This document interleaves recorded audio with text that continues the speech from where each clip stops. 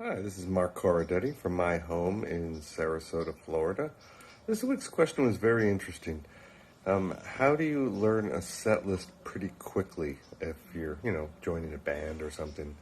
And I think there's really no shortcut to that. I think you just need to listen and listen and listen and listen and listen and then listen some more. And then when you think you got it, listen some more. Because, it's always a different thing when you're practicing as opposed to when you're playing a gig or, rehearsal. Rehearsal is just for, going over the music. You should already know what you're going to play. And then, when you have people in front of you, it's a whole different thing. Playing and practicing, two different things. But I don't think there's a shortcut. I think the best thing to do is just listen, re-listen. I think as your ears get better, you learn to recognize similar chord patterns and changes and things, and I think that really helps. Some people like to write down the chord changes. Other people just like to get it by heart and just listen and listen. But listening is the best thing. I don't think there's any substitute really for doing the work. When you think you know it, just listen more. Just really, really, really, really get it. And, you'll know when you have it. That's the best advice I can give. Just listen and listen some more. And when you think you know it, listen some more. And keep playing it. Repetition. Always repetition when it comes to things like that. Your ears do develop over time, and you learn to recognize, similar chord changes and things. I don't think there's any substitute for that. So that's my opinion. So, good question. Have a great day, and we'll see you next week. Bye-bye. Well, hey, Bass Chat family. Roy Vogt coming to you from Nashville, from my office at Belmont University. And it's show and tell time. This is a wonderful TL6 90s era Tim Landers 6-string bass, courtesy of a good friend of mine, Donnie Castleman. Donnie is a great bass player in the Las Vegas area. And also, for those of you who are getting ready to do your taxes, he's a killer accountant for musicians. So either way, tax prep or bass, he's got you. And Donnie's a great 6-string player. This is one of his old basses. I really am enjoying it. I'm going to take it tonight and play at a place called the Bluebird Cafe in Nashville. And I'm doing just a 1-hour set. This is our delayed Mardi Gras. By the time you guys see this will have already happened. But our question today, let me get the bass off. Yay, strap locks. There we go. The question today is, how do you learn a large amount of material in a short amount of time? And being that I'm a Nashville bass player, I would say the Nashville number system. It's a great shorthand way that you can map out the harmony. And occasionally I'll even write out figures of the bass line or that sort of thing. It's a really easy thing to kind of get your head around as far as learning it, hearing it, and writing out charts. I recommend a book by my friend Chaz Williams called The Nashville Number System. I think you can go to the NashvilleNumberSystem.com, and that's his website, and you can order the book. And it's a wonderful shorthand. A lot of people outside of Nashville are now using it. A lot of church musicians use it. It's no substitute for reading notation, but it's a great way to map out a whole bunch of songs you've got to do. All right. That's my 2 cents on this. I'm going to go and take this wonderful TL6 that you guys saw, this thing, and I'm going to go and play with Les Kerr and the Bayou Band and play a bunch of kind of Jimmy Buffett singer-songwriter stuff from a guy from Pascagoula, Mississippi, and I'll be wearing a lot of Mardi Gras beads. I know it's like a week and a half late, but we had an ice storm during Mardi Gras, so our Mardi Gras gig is tonight. Bon temps brûlé! See you later. I'm done with my gig at the Bluebird, and I wanted to show you guys a number chart in the wild. This is what they look like, and it gives me a chance to say what I closed out with on the first one, right, which is Bon temps roulé, not bon temps roulé. Bon temps roulé. All right, see y'all next week. Greetings all, this is Dave. This week's question reminds me of a joke that essentially goes, how do you get to Carnegie Hall? And the punchline is practice. So learning, whether it's a 10-song set or learning a whole night, the short answer is practice. And that's not just practice with your bass in your hand. It's also listening to the music a lot without your bass in your hand. Putting the music in your ears is the most important thing you can do. Your hands will follow. I very rarely feel it's important to recite the bass line exactly unless it's a hook and then it has to be there. Otherwise, I want to be able to hear the harmony, understand the form. So preparing that by figuring out how long is the verse. Is it 8? Is it 12? Is it 6? What is it? How long is the chorus? And then actually speak the roadmap to yourself. It's 2 verses and a chorus, bridge, 2 choruses out, whatever it happens to be. I'm a big fan of the sense of always being able to sing what you want to play. So spend some time singing the grooves and the bass lines to yourself so that your ears will have them sort of in place, and then your hands will follow. So repetition, repetition, repetition, that's the only way. It's very time consuming to learn that much music, and it's challenging, and it's easy to get overwhelmed.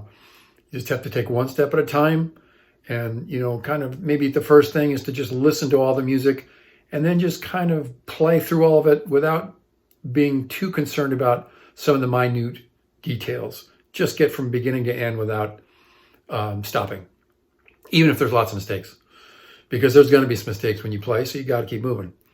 So basically my advice is repetition through listening, through singing the parts, and by reciting form structure to yourself, saying it to yourself, and then just practicing and playing with the tracks a lot.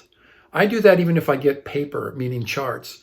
I always play through the music a couple of days before I even break open the paper, because I just want to sort of input the sound of the tunes, the tracks, whatever they are, into my ears. And then I go to the paper, the eyes, and the hands always follow. So it's a big challenge, but you know, it's not insurmountable. So good luck, take care, see you soon. Hello again, all my fellow lovers of the low end. I'm really excited about this question because I very much expect there not to be the same answer given twice by anyone on this video. Personally, what I've done thus far is try to go over and memorize to the best of my ability the music that's going to be required of me to play. If I'm joining a band that already has existing product, they have their own albums, the material is already there, I just drill it. I listen to it countless times. I'll put it everything that I'll need to play on repeat and just listen to it over and over, long before I pick up my bass to play with it. I just listen to the material, really get it ingrained, the harmonies, the melodies, the rhythms.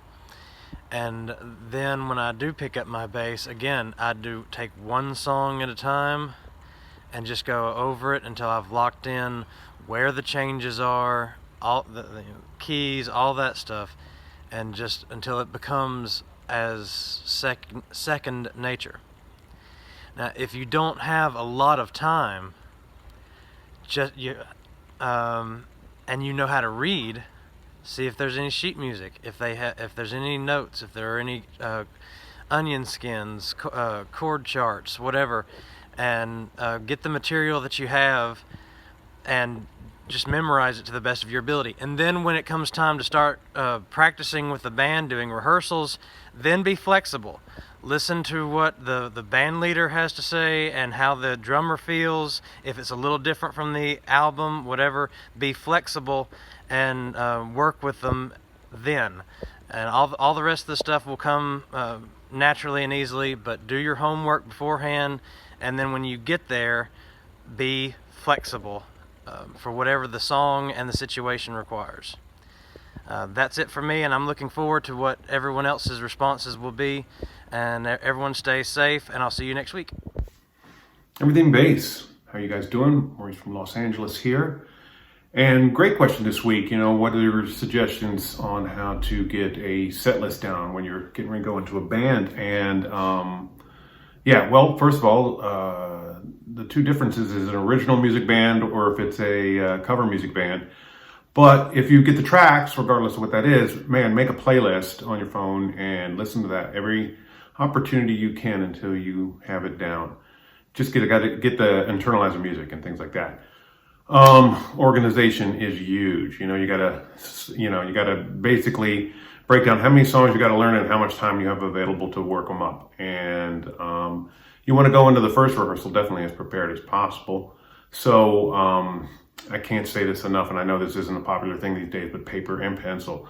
Man, write down, arrangements and things that'll remind you of things in these songs. Once you do that, you really, you stick it in your head a lot stronger than just trying to do it from listening, and hopefully you memorize, So I do think that these are the key elements to getting a set list down, and you got to own that thing if you want to have freedom on stage. So, you got to find your best way. If it's a cover band, you definitely got a lot of help with the internet nowadays. So much resources there to help you learn stuff faster, but you got to memorize it. So that is the other challenge with that. So very good luck, very good question, and we'll see you guys next week. Thanks. Bye. Hey y'all, Luis Espaillat here. Any suggestions on how to quickly learn a new set list when you first join a band? For me, I've been in this situation many times, as I'm sure a lot of you have. And for me, the most helpful thing has always been to just listen and listen first without an instrument in your hand at all.